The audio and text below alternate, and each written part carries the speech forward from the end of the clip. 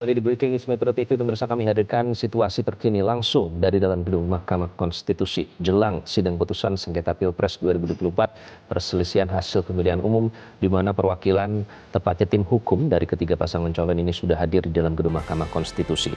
Tadi pasangan calon nomor urut 01 Anies Baswedan dan Muhaimin Iskandar serta pasangan calon nomor urut 3 Ganjar Pranowo dan Mahfud MD juga sudah hadir di dalam gedung Mahkamah Konstitusi untuk memantau langsung jalannya sidang pembacaan putusan. Begitu pula kami sudah melihat kehadiran dari Bawaslu, tadi ada Ketua Bawaslu Rahmat Bagja. Namun yang belum kami lihat adalah perwakilan atau kehadiran dari KPU atau Komisi Pemilihan Umum yang hingga saat ini masih belum terlihat di dalam gedung Mahkamah Konstitusi. Jika sesuai jadwal, nanti akan dimulai pada pukul 9 waktu Indonesia Barat atau lebih tepatnya sekitar 11 menit dari sekarang. Dan perwakilan dari masing-masing tim hanya diperbolehkan 14 orang. Selain dari 14 orang tersebut tidak diizinkan masuk, namun bisa memantau dari baik itu dari luar gedung MK maupun secara online dari platform media sosial milik Mahkamah Konstitusi termasuk dari YouTube. Tim kuasa hukum sudah memberikan pernyataan dan juga pasangan nomor urut 01 dan 03 juga sudah memberikan pernyataan. Ada harapan yang dikatakan tadi bahwa para hakim diharapkan dapat diberikan keberanian dan juga kekuatan untuk mendengarkan suara rakyat dan bukan suara dari pemilik kekuasaan. Sambil memantau kita lanjutkan perbincangan masih bersama dengan Mas Dimas dan juga Mas Atang yang masih bergabung di Breaking News Metro TV. Jadi nanti ini kan yang juga dipantau oleh masyarakat ada silaturahmi ini antar elit politik begitu ya. Tapi kan masih terhambat dengan jalannya sidang ini.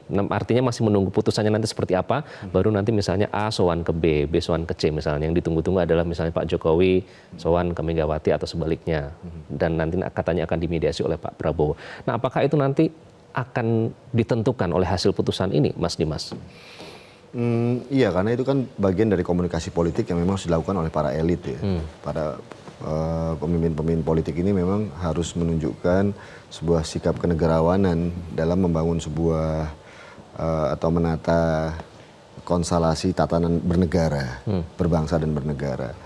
Dan itu dibutuhkan oleh dalam hal ini pemenang pemilu ya, untuk memulai sebuah pemerintahan yang lebih fresh dan lebih confidence di mata rakyat dan di mata pasar dan seterusnya.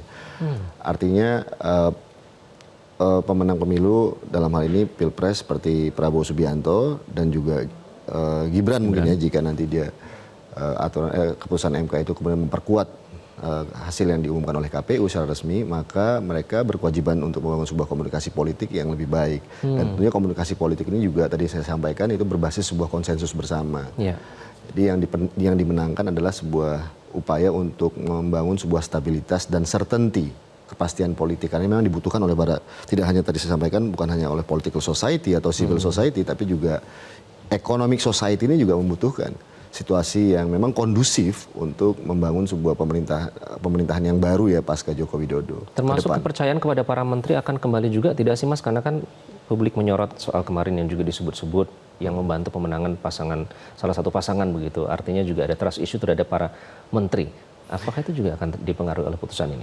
Menurut saya, iya, makanya kita akan lihat kalaupun hasil keputusan hakim Mahkamah Konstitusi seperti apa, dan pasti akan ada dinamika di sana. Katakan akan ada dissenting opinion di sana, atau dan itu akan menjadi sebuah momentum bersejarah tentunya. Catatan tadi yang disampaikan adalah literasi demokrasi dan penegakan hukum yang kredibel di sana. Dan itu akan betul-betul menentukan bagaimana implikasi politiknya ke depan pasca keputusan MK tersebut. Nah, yang kemudian pertanyaan jika komunikasi politik ini akan tetap terbangun, itu iya. Tapi yang kedua bagaimana punish and reward secara sosial, secara politik terhadap para orang-orang yang kemudian dianggap terlibat dalam proses itu. Saya pikir itu belum bisa kita ukur secara konkret ya, tapi bahwa persepsi publik terhadap pemerintah hari ini kan juga seperti lembaga survei yang sampaikan akhir-akhir ini itu sebenarnya cukup kondusif ya. Artinya memang penolakan terhadap isu bansos, misalnya penolakan terhadap bagaimana welfare policy dari pemerintah itu sesungguhnya tidak mendapat penolakan yang besar di masyarakat. Nah, ini juga tentunya menjadi sebuah pertimbangan-pertimbangan khusus dalam proses pengambilan keputusan untuk penentuan kabinet mendatang, menteri-menteri mendatang. Dan juga tentunya lagi-lagi saya sampaikan tadi ada pendekatan yang disebut namanya tadi adalah keseimbangan politik atau konsolidasi politik. Nah di situ juga akan mempertimbangkan berbagai kekuatan-kekuatan yang ada. Menteri-menteri yang mungkin berlatar belakang partai politik misalnya. Atau menteri-menteri yang berlatar belakang kekuatan ekonomi politik tertentu. Yang pasti akan memberikan influence yang besar terhadap sukses apa tidaknya atau efektif apa tidaknya sebuah pemerintahan yang baru ke depan. Mas Dimas, ini ada artinya tidak sih kehadiran dari pasangan calon ini? Kalau kita lihat baru 01 dan 03. Ada artinya tidak kalau misalnya 02 tidak datang misalnya? Kalau Secara politis? Secara politis menurut saya kalau kita bicara tentang kenegarawanan sebaiknya memang paslon nomor 2 ini harus hadir ya. Jadi Prabowo Subianto jika dia datang, memang beliau sudah memberikan pidato yang cukup negarawan menurut saya ketika sebelum MK berlangsung menunjukkan sikapnya. Dan juga sangat simpatik dengan meminta para pendukungnya untuk tidak berdemonstrasi dan seterusnya. Tapi ini akan menarik jika Prabowo hadir di sini dan bertemu dengan dua kandidat presiden yang lain, capres yang lain. Bisa memberikan contoh ya? Itu akan lebih cantik di mata rakyat ya. Dalam konteks national display, itu menjadi sebuah panggung yang akan menyejukkan, rekonsiliatif. Apapun hasil keputusan Mahkamah Konstitusi, maka itu akan menjadi sebuah hal yang positif. Dan itu rakyat menurut saya akan senang ya jika melihat proses seperti Karena itu. pemimpinnya saja sudah rukun begitu ya, jadi di bawah jangan sampai panas juga. Mas Atang, baru saja kita saksikan ya Ketua KPU Hashim Asyari sudah tiba, dan seperti kita ketahui Pak Hashim ini sudah beberapa kali dijatuhi sanksi terkait dengan pelanggaran etik. Artinya juga lagi-lagi ada penurunan kepercayaan di mata publik terhadap lembaga penyelenggara pemilu, dalam hal ini KPU. Tidak hanya itu, Bawaslu juga. Nah, apakah ini nanti akan berpengaruh terhadap kepercayaan publik, legitimasi dari lembaga penyelenggara pemilu itu, apapun hasil yang diputuskan oleh MK?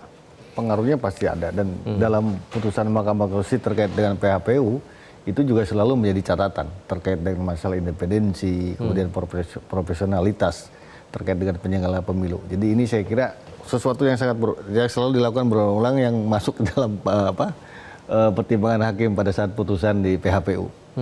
Oke. Jadi artinya soal kinerja dan profesionalisme dari lembaga penyelenggara pemilu, dalam hal ini KPU dan Bawaslu, nanti juga kemungkinan akan menjadi pertimbangan dan memicu perdebatan di antara para hakim selalu sendiri. menjadi pertimbangan di dalam putusan Mahkamah Konstitusi terkait dengan PHPU. Gitu.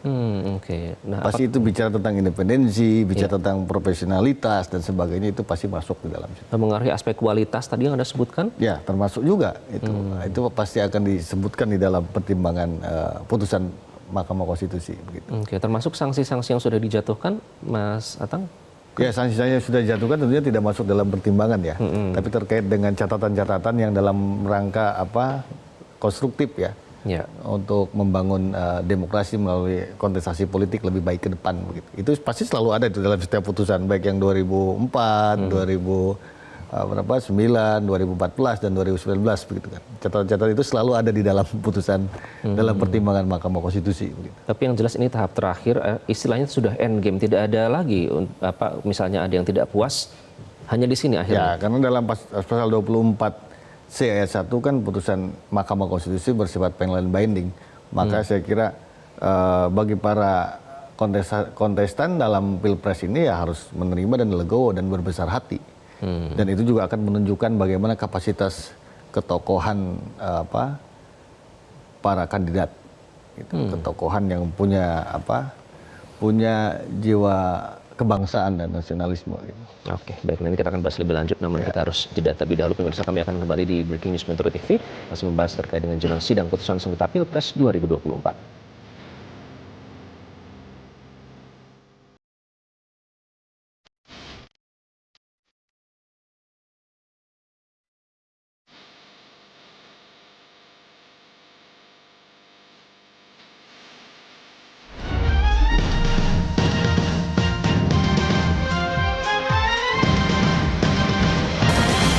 Jelajahi cara baru mendapatkan informasi. Download Metro TV Extend sekarang.